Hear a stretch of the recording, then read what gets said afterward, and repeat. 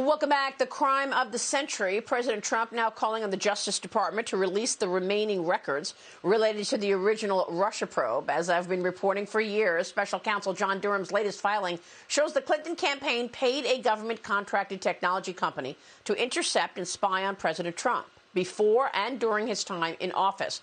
Trump telling Fox News exclusively this is just the beginning. Meanwhile, Hillary Clinton dodging questions about it from a Daily Mail reporter yesterday. Watch. Did you pay to spy on the Trump campaign? When are you going to comment on the spying allegations, Hillary? Did you pay for to have him spied on? Joining me right now is the senior editor of the Federalist. He is also the RightForge.com chief communications officer, Christopher Bedford. Chris, thanks very much for being here. It is finally coming out what took place here. Your reaction on the indictments and where they lead next?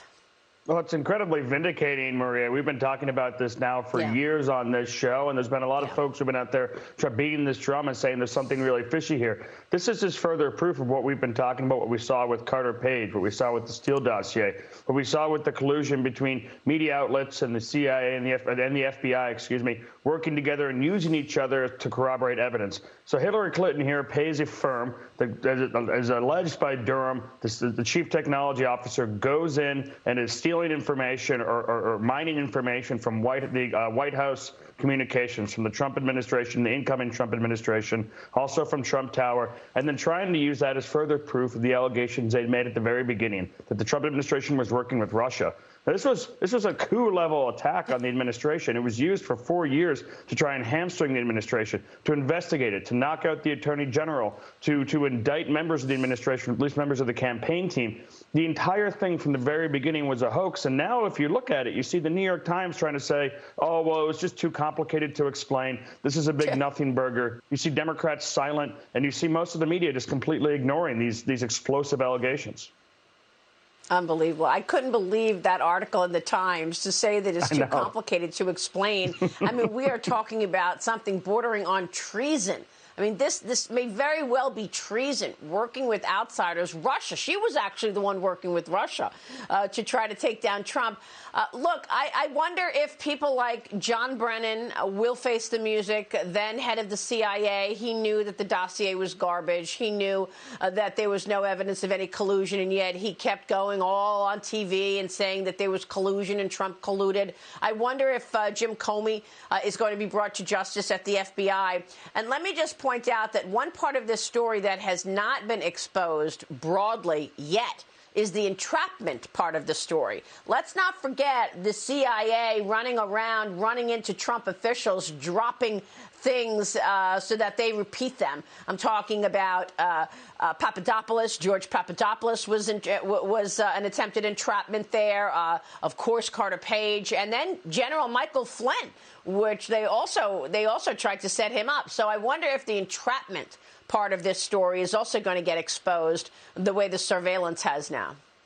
I mean, I think it absolutely should. This whole thing was based on allegations the Hillary Clinton campaign made that he was involved with Russia. Yeah. And then after that, the intelligence services, the U.S. media, a bunch of spies paid by the Hillary Clinton campaign and the campaign itself all ran around in circles and circles looking at each other and just playing a game of telephone where they confirmed their own rumors they told each other over and over again and trapping people and trying to ruin lives and hobble the administration. It's insane. But at the end of the day, it's going to take a lot of courage from Republicans and a lot of willpower to hold anyone accountable. And it's been so disappointing so far that outside of a few courageous figures like Devin Nunes, et cetera, it's been so disappointing to see some of these reactions that I'm excited by this newest revelation, but I'm still waiting to be disappointed again.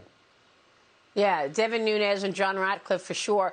Let me just say that it wasn't just spying on your political operative. These are major, major national security issues.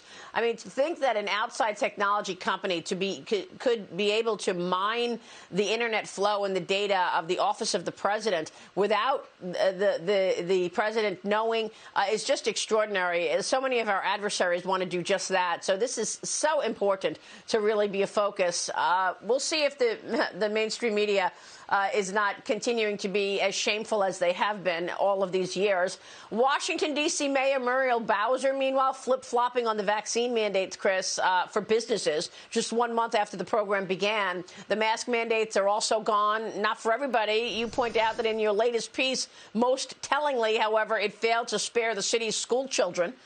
For them, there's no lobby, and so for them, there is no respite, Chris. You know, you've got the CEO of Moderna out saying that the pandemic is in the final stages. You've got masks coming down across the country, and yet not for these school kids in Washington. It's absolutely shameful to see it. You see big restaurateurs and powerful businessmen in D.C. trying to push back. Thankfully, they did, pushing back against the mayor last week, saying, "You're destroying our businesses. You're destroying our livelihoods. The federal city is no longer a welcoming place to Americans, no longer a welcoming place to the 60% of the D.C. black population that can no longer get access to restaurants." And so she rescinded the order after a month of absolute chaos and sadness and people being banned from restaurants and confrontations. That was gone. At the same time, she said, in 2 weeks, no one's going to have to wear a mask. But then at the end of that, she said the children will have to wear them indefinitely. And what connects those things is the children aren't a voting bloc. The children don't have lobby interests. The children don't make money for this district. The children are actually among the first people when we were learning the basics of this pandemic when it first came. The first to say, you know what, this isn't affecting children. Yet we're entering our third year because of the teachers' unions. We're still victimizing these children. So there is a lobby that supposedly reflects the children's wishes. But for the last 3 years, it's been lobbying completely against them. My neighbor dropping off her 5-year-old child at school just yesterday, having the door shut in their face and yelled at because he wasn't wearing a mask. This is abusive treatment. It's across the country. Well, yeah, our kids are really at a disadvantage now. And you talk about lobbying. The parents are the new lobby right now for their children. For sure. Christopher, it's good to see you. Thanks so much. Chris Bedford joining us. We'll be right back. Stay with us.